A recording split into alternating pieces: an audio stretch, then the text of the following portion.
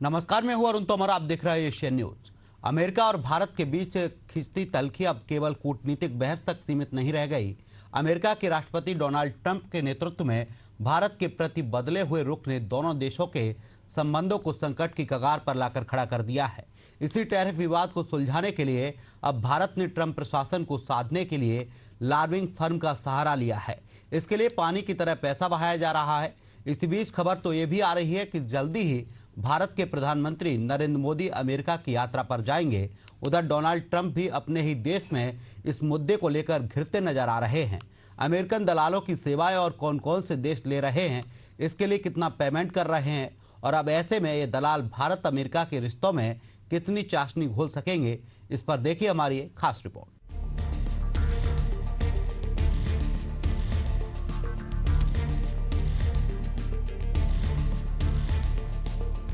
भारत और अमेरिका में टैरिफ की लड़ाई को लेकर संसद के मॉनसून सत्र में अपने संबोधन के समय प्रधानमंत्री नरेंद्र मोदी ने बिना अमेरिका का नाम लिए कहा था कि हमारे लिए हमारे किसानों का हित सर्वोच्च प्राथमिकता है। भारत अपने किसानों, पशुपालकों और मछुआरों के साथ मजबूती के साथ खड़ा है। हम किसी और दबाव में इनके साथ कोई समझौता नहीं करेंगे। मैं जानता हूं कि इनकी कीमत मुझे व्यक्तिगत रूप से चुकानी होगी। भारत इसके लिए तैयार है। पहले आप प्रधानमंत्री का वो भाषण सुनिए, बाकी की बातें हम बाद में करेंगे। साथियों, हमारे लिए अपने किसानों का हित सर्वोच्च प्राथमिकता है।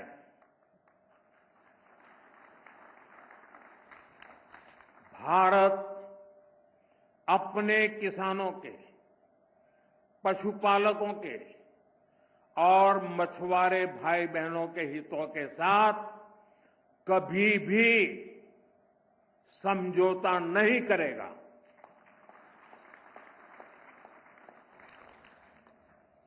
और मैं जानता हूं व्यक्तिगत रूप से मुझे बहुत बड़ी कीमत चुकानी पड़ेगी, लेकिन मैं इसके लिए तैयार हूं। मेरे देश के किसानों के लिए, मेरे देश के मछुआरों के लिए, मेरे देश के पशुपालकों के लिए आज भारत तैयार है।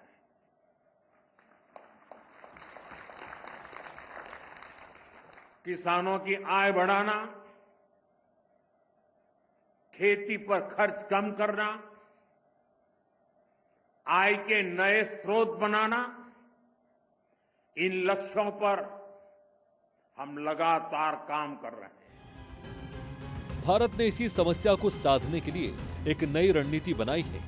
अमेरिका से टैरिफ विवाद के बीच भारत ने lobbying firm mercury public affairs के साथ 3 महीने का कॉन्ट्रैक्ट साइन किया है। भारत हर महीने इस फर्म को $75,000 देगा ताकि टैरिफ पर ट्रंप के साथ बातचीत को आगे बढ़ाया जा सके। दूसरी ओर पाकिस्तान लॉबिंग पर भारत से 3 गुना ज्यादा खर्च कर रहा है और कूटनीतिक लाभ भी हासिल कर रहा है।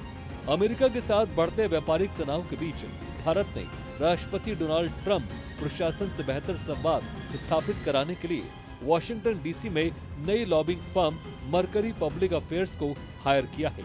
ये फर्म पूर्व अमेरिकी सीनेटर डेविड विटर के नेतृत्व में काम करती है। अमेरिकी न्यायिक विभाग के फॉरेन एजेंट्स रेगुलेशन एक्ट के तहत हुए हालिया पंजीकरण के मुताबिक भारत और मरकरी के बीच हुआ कॉन्ट्रैक्ट अगस्त 2025 के मध्य से नवंबर 2025 तक लागू रहेगा। इस दौरान भारत हर महीने $75,000 का भुगतान करेगा, जो कुल मिलाकर $2,25,000 होगा। फर्म को फेडरल गवर्नमेंट रिलेशंस और रणनीतिक सेवाएं देने का जिम्मा सौंपा गया है। भारत और कौन कौन सी लॉबिंग फर्म्स की सेवाएं लेता है, आइए इसे ग्राफिक्स के जरिए समझते हैं। भारत अमेरिका रिश्ते को सुधारेंगे दलाल। विदेशों में कुछ फर्म्स करती है ये काम, बदले में ग्राहकों से वसूलती है मोटी फीस। इसके साथ करना होता है अनुबंध। भारत ने मरकरी पब्लिक अफेयर्स से की डील, हर महीने देनी होगी $75,000 की फीस। 3 महीने में इस फर्म को देना होगा $2,25,000। अगस्त से नवंबर तक है ये कॉन्ट्रैक्ट। पूर्व अमेरिकी सीनेटर डेविड विटर की है ये फर्म। मरकरी की फ्लोरिडा प्रमुख रह चुकी है स्यूजी वाइल्स प्रेसिडेंट ट्रंप की करीबी सहयोगी रह चुकी हैं। डेनमार्क, इक्वाडोर, आर्मेनिया, और साउथ कोरिया है ग्राहक। भारत मरकरी के अलावा लेता है SHW पार्टनर्स LLC की सेवा, जो $1.8 बिलियन वार्षिक कॉन्ट्रैक्ट पर करती है काम, जो हर साल वसूलती है 15,71,94,450 रुपए। ट्रम्प के पूर्व सलाहकार जेसन मिलर करते हैं इसे लीड। राजनीतिक परामर्श, गवर्नमेंट रिलेशंस और पब्लिक परसेप्शन मैनेजमेंट है काम। भारत की रणनीति ज्यादा टारगेटेड, $2 लाख प्रति महीने खर्च। भारत लेता है अनुभवी राजनीतिक सलाहकारों जैसे जेसन मिलर की सेवाएं। BGR एसोसिएट्स जैसी पुरानी फर्म्स की लेता है सेवाएं। दूसरी तरफ पाकिस्तान अमेरिका में अपनी मौजूदगी और प्रभाव बढ़ाने के लिए भारत से काफी ज्यादा खर्च कर रहा है। पाकिस्तान ने लॉबिंग फर्म को उसी वक्त हायर कर लिया था जब ट्रंप चुनाव जीते ही थे। पाकिस्तान करीब $6 लाख हर महीने लॉबिंग पर खर्च कर रहा है। उसने वॉशिंगटन में कम से कम 6 लॉबिंग फर्म को ट्रंप प्रशासन के संबंध सुधारने और भारत अमेरिका के संबंध को खराब करने के लिए हायर किया है। इसका खुलासा पिछले महीने हुआ है। माना जा रहा है कि भारत और अमेरिका के बीच खराब होने वाले संबंध के बीच उस लॉबिंग फर्म का हाथ हो सकता है।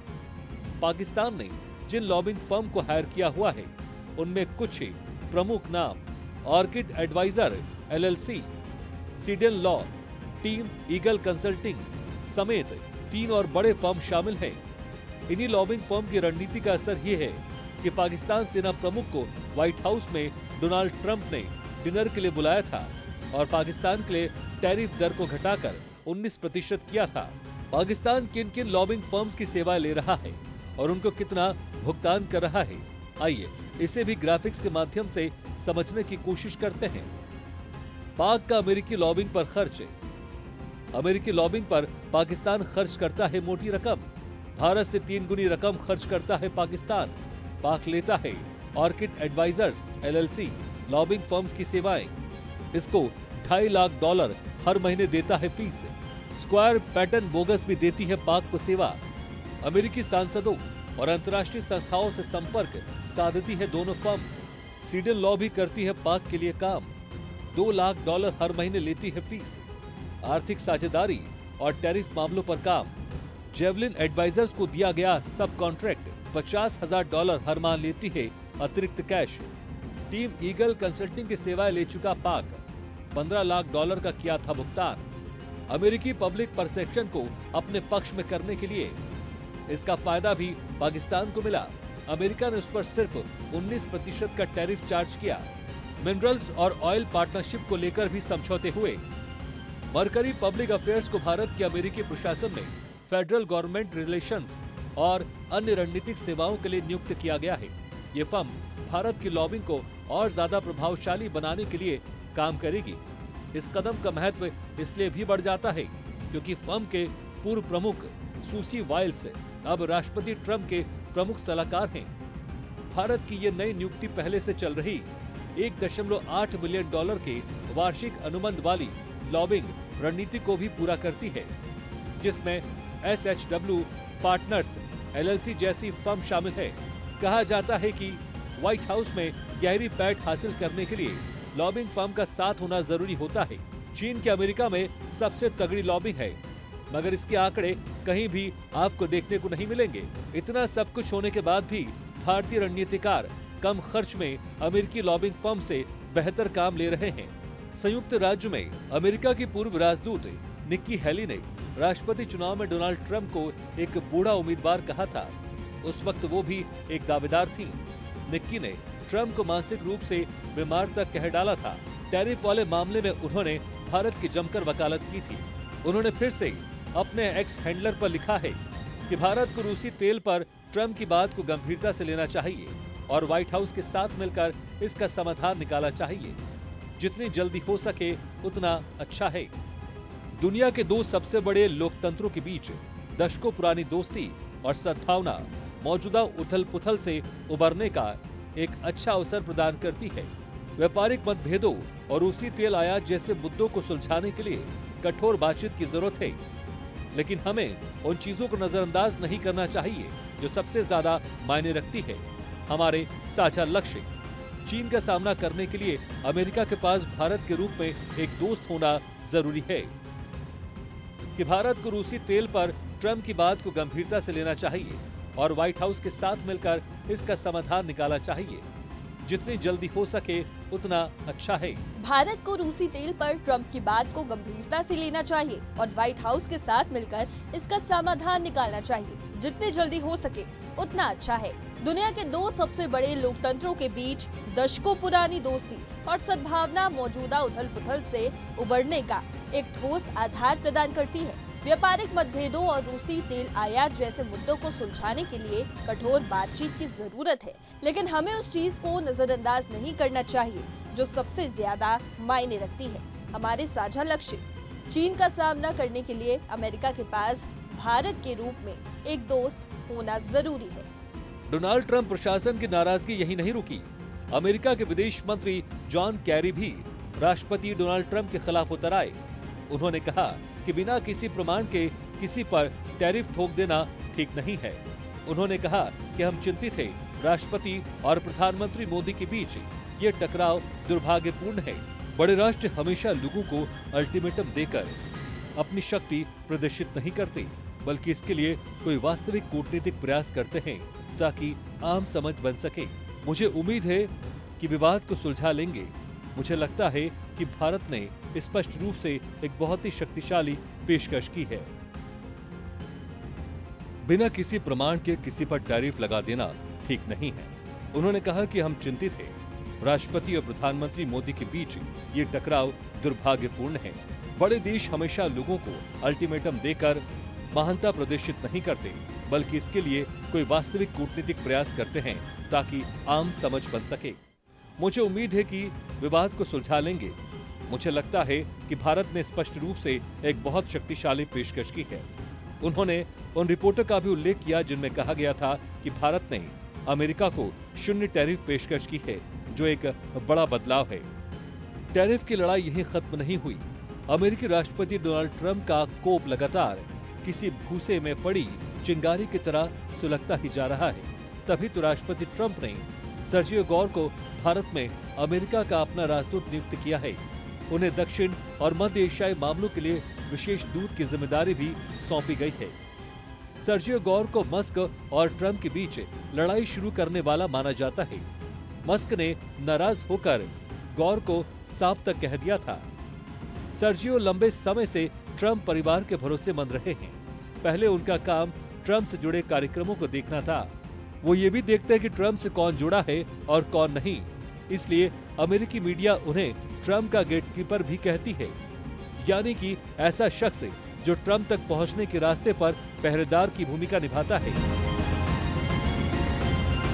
मोटी रकम भारत सरकार अमेरिका को इसलिए दे रही है ताकि उसकी बात अमेरिका के राष्ट्रपति डोनाल्ड ट्रंप तक पहुंचा दी जाए। अब बात को डोनाल्ड ट्रंप तक कौन पहुंचाएगा? जो उनका करीबी होगा। तभी तो भारत ने एक ऐसी लॉबिंग कंपनी हायर की है जिसे चलाते हैं जैसन मिलर, जो ट्रंप के एक्स पॉलिसी एडवाइजर हैं। वो बड़े अच्छी तरह से ट्रंप को समझते हैं। जैसन मिलर ये बड़ी अच्छी तरह समझते हैं कि डोनाल्ड ट्रंप का अगला कदम क्या होगा। तो वहीं पाकिस्तान ने अमेरिकी प्रेसिडेंट के विश्वसनीय कीथ शेलर पर दांव खेला है। कीथ के बारे में तो ये तक कहा जाता है कि प्रेसिडेंट ट्रंप के बेडरूम तक में अपनी दखल रखते हैं। ऐसे में अब देखना यह होगा कि कौन अपने क्लाइंट को ट्रंप के करीब ले जाता है। Bureau report, Asian news. फिलहाल के लिए हमारे इस खास कार्यक्रम में इतना ही। आप देखते रहिए एशियन न्यूज। नमस्कार।